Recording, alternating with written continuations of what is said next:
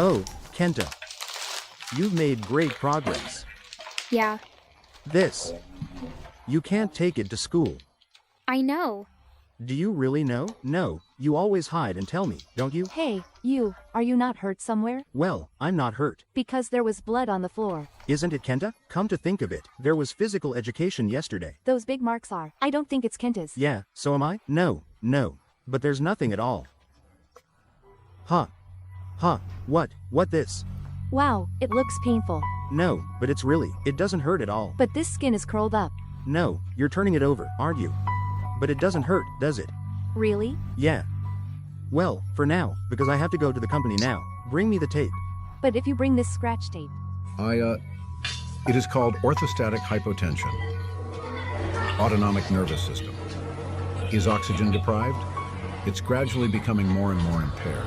For example, in my case, when I woke up in the morning, the soles of my feet, there was a thumbtack stuck in it. I did not know its condition. I was shocked when I saw that scene. Because it starts with a blood blister condition, and then gradually the blood stops circulating, the feet began to rot. In my case, I have a thumb and pinky middle finger, 3 fingers total. It turned completely black. Then the doctor said, I'm going to have to amputate your finger because the nerves aren't functioning anymore. Only my toes were cut off with a bee sting.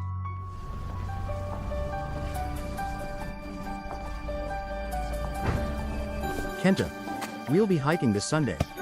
Okay. Don't forget, Tilda. All right, go on. Be careful, be careful.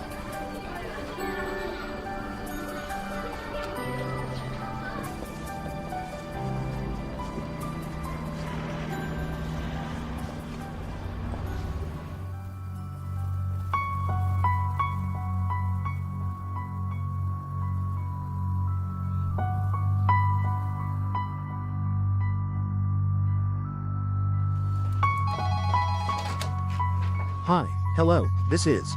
Thank you for your continued business. Yes, well. We are on schedule here. Yes.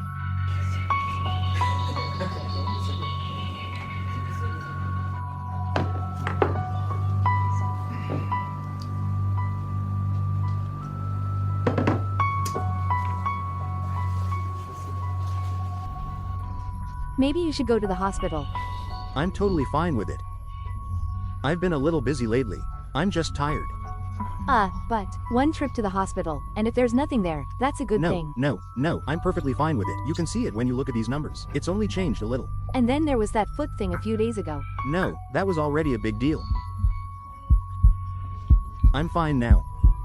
You care too much. It's okay. I'll rest properly from now on. I'll even take a vacation in bulk.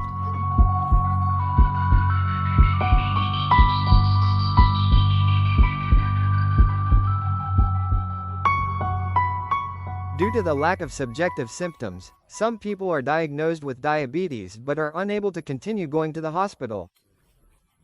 Furthermore, many of them are unable to take their medications or maintain their motivation to continue treatment. For example, as diabetes becomes more and more severe, symptoms such as fatigue and tiredness may occur. It is very often the case that such symptoms, which we are unknowingly aware of, are not recognized as symptoms of diabetes. The fact is that patients themselves do not know much about the symptoms and complications of diabetes or about the symptoms when the disease progresses. When I was processed to become a full-time employee at the company where I worked part-time, I was told that I had to take a physical examination. When I visited the hospital designated by the company, I was told that I was suspected of having diabetes. I left it in the condition it was. I was 18 years old, so I've probably left it for more than 20 years. Ms. Nagayama, who lives in northern Kanto, was diagnosed with diabetes during a medical checkup at the company she joined at the age of 18. However, after living in a state of neglect for about 20 years without proper treatment, he developed severe complications just before he turned 40.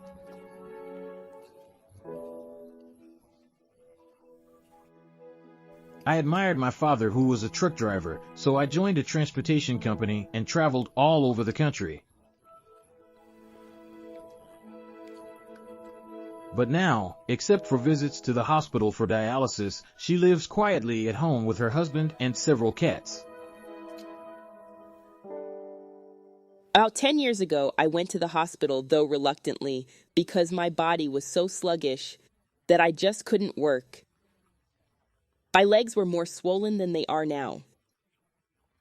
My blood sugar level at that time was about 420, which surprised the doctors at the hospital. I didn't want to be on dialysis, so I stayed in that state and endured it for 2 months. I held out for 2 months, but eventually I couldn't even go to the bathroom, let alone sit down by myself. At that point, I gave up on trying to escape dialysis and decided that if I was going to do it, I might as well do it.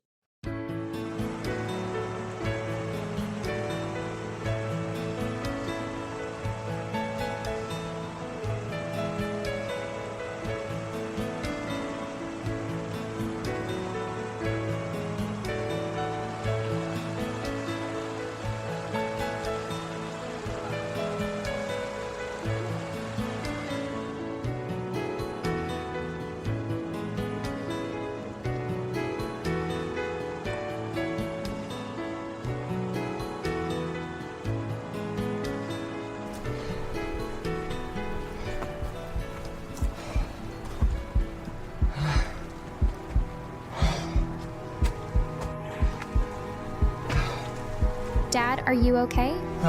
Yeah. I'm okay. Wait. Wait a minute. Are you okay? Are you okay?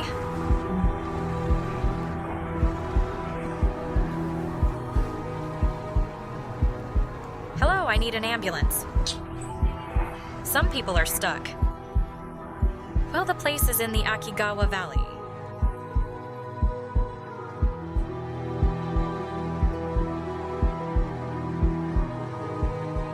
When I was climbing a mountain, it was very tight and I thought something was wrong.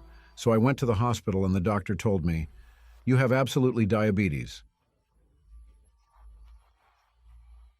Unlike usual, you took many breaks. I knew something was wrong. I was quite dizzy when I left. It was like a broken back. So I went right to the hospital. I was 40 years old. Mr. Yamashita, who lives in Tokyo, was diagnosed with diabetes at the age of 40. For a while, I went to the hospital regularly for treatment, but could not continue for long.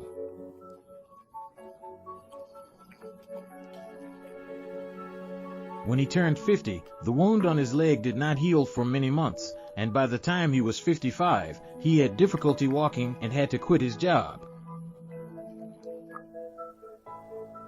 He has been honing his guitar skills since junior high school and says there was a time in his 20s when he played in nightclubs and aspired to be a professional musician.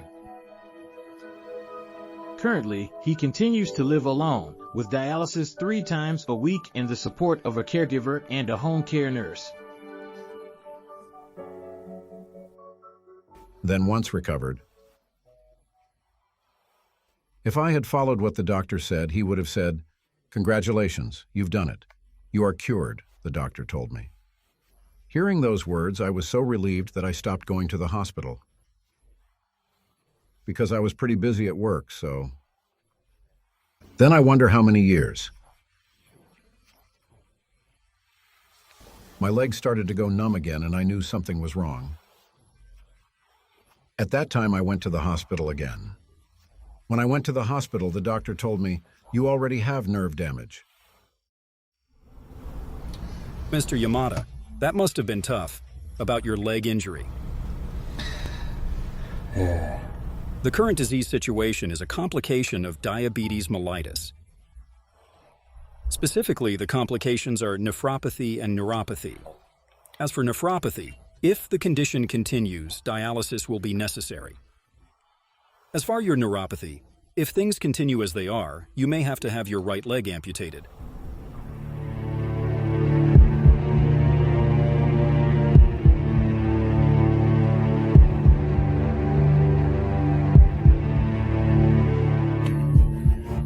When a wound occurs on the foot, the lack of pain causes the patient to leave it untouched or to not protect the injured foot, making it worse. It is safe to assume that neuropathy, one of the complications of diabetes, is affecting the patient. When the wound becomes severe, there is no way to make it better with treatment, and the only option is to amputate the toe or leg. First, I had my right leg amputated. At that time, I was told that they would keep my left leg, so I expected it to stay. I thought that if it was just my right leg, I would be fine with a prosthetic leg. I thought that since my left foot was my foot, I would be able to handle it as long as I only had my heel left. But that state of affairs also, I disinfected the area every day, but the pain was so intense that I couldn't sleep. I went to the hospital and told the doctor, "Do something about this." And he said, "This is already on the verge of sepsis. You need to amputate it." Are you really going to cut off my leg? I thought. But I thought it can't be helped. I had no choice but to cut off my leg. It took me a year to make that decision.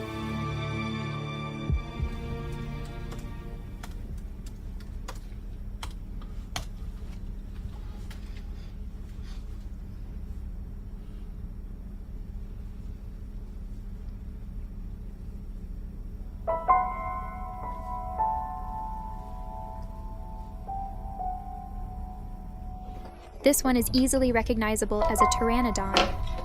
Pteranodon? Doesn't this look like something you could put on it? How do we do this?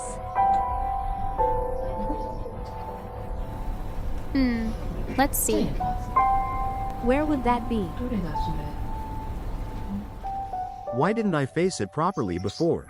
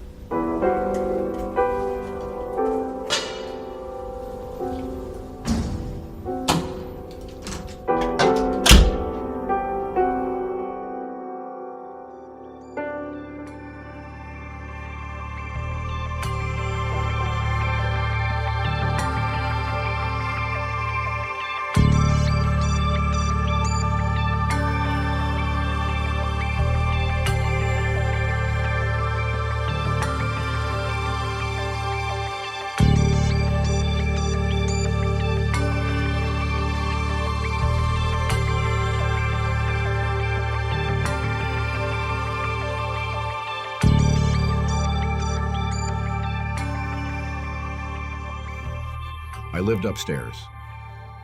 I once spent half a day cowering in the middle of the stairs from the first floor to the second floor because I was so tired that I didn't have the strength to go up. At that time, a neighbor came over and called an ambulance, which took me to the hospital, where I was admitted. I was hospitalized for several months. It seems that the toxins were already circulating in my body. The doctor says, "You're at your limit. You have to go on dialysis."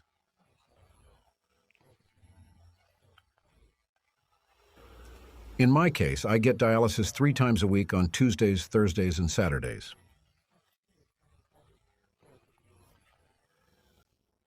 The helper comes in 3 times a week.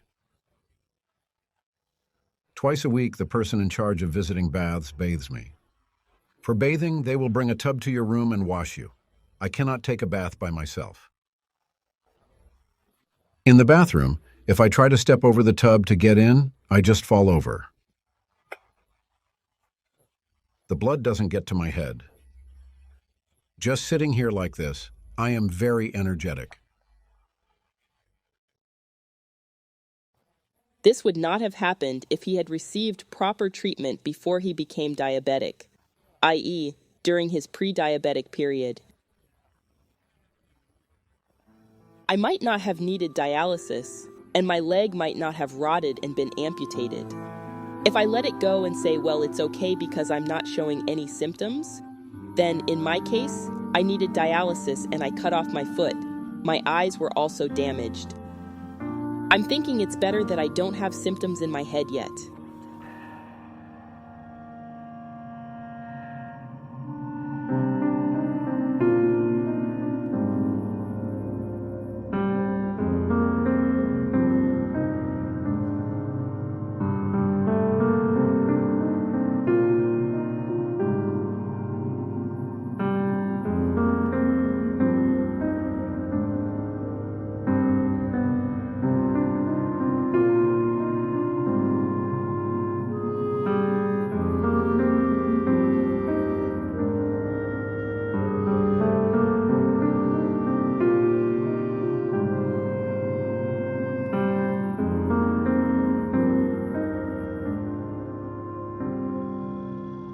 Early on in my hospital stay, my mother and my brothers told me to come back to my parents' house when I left the hospital.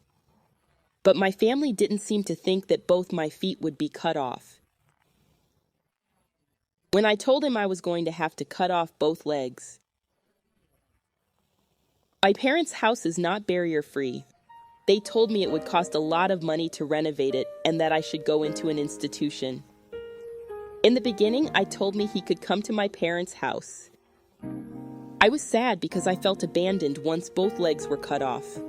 When I felt that my mother, who was my blood relative, had abandoned me, I decided that it was enough. Can you play guitar these days? I cannot do it. I cannot put any strength into my fingers. Strength. Why? I think so. Why can't I make a good sound? That's what I think. That's what happens. I originally played guitar until I went to bed. I once fell asleep while playing a lullaby on my guitar. Many times I would wake up in the morning with a guitar on my chest and think it was hard to sleep. I don't know how many times that has happened, but still my hands get stuck.